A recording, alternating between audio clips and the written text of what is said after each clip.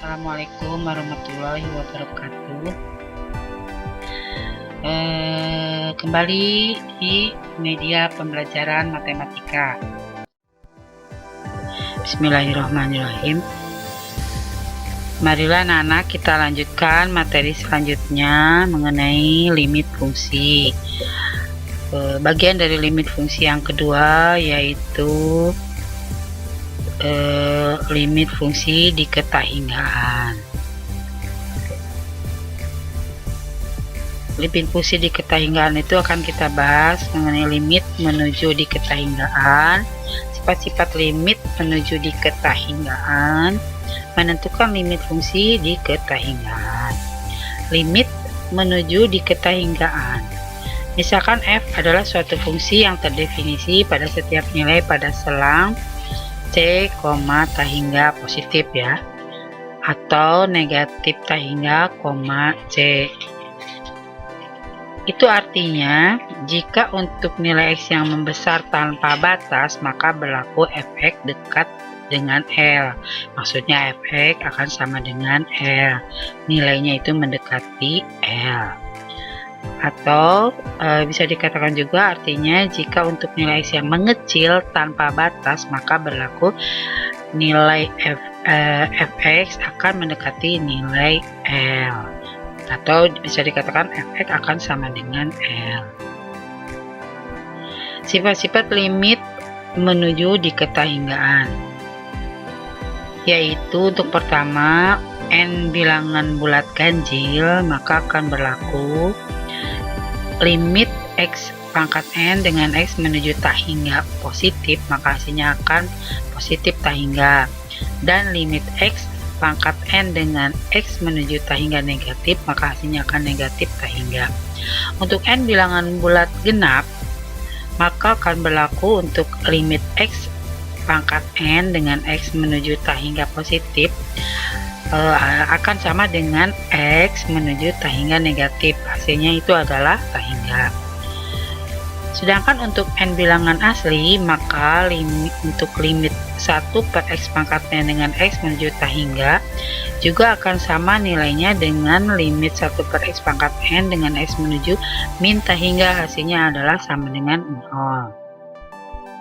Menentukan nilai limit fungsi diketahinggaan. Langkah-langkahnya itu menentukan, maksudnya bagian dari menentukan limit fungsi diketahinggaan dan menentukan limit fungsi polinomial diketahinggaan. Langkahnya adalah tentukan variabel berpangkat tertinggi pada fungsi polinomial tersebut. Kemudian faktorkan fungsi polinomial dengan mengeluarkan variabel berpangkat tertinggi.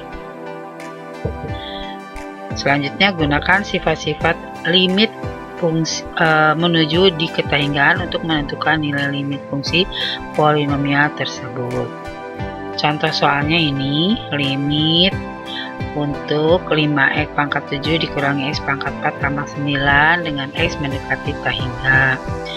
Pangkat tertingginya adalah x pangkat 7, kita keluarkan x pangkat 7 nya, kita sederhanakan sehingga didapatkan nilainya yaitu hasilnya tak terhingga. Menentukan limit fungsi rasional diketahinggaan. Langkahnya adalah tentukan variabel berpangkat tertinggi pada penyebut fungsi rasional tersebut. Langkah kedua, bagilah pembilang dan penyebut pada fungsi rasional dengan variabel berpangkat tertinggi tersebut. Langkah kemudian, gunakan sifat-sifat limit menuju diketahinggaan untuk menentukan nilai limit fungsi rasional tersebut. Itu maksudnya menuju, bukan menuji, salah ketik, menuju. Contoh soalnya Ibu berikan limit 2x pangkat 4 ditambah 3x kuadrat dibagi dengan 5x pangkat 4 tambah 1 x mendekati tahingga. Itu jawabannya seperti ini. Kalian cek dulu boleh menggunakan substitusi langsung ya, seperti pernah Ibu sampaikan pada materi sebelumnya, yaitu pada limit fungsi trigonometri. Itu bisa dengan substitusi langsung, dengan pemfaktoran dan lain sebagainya.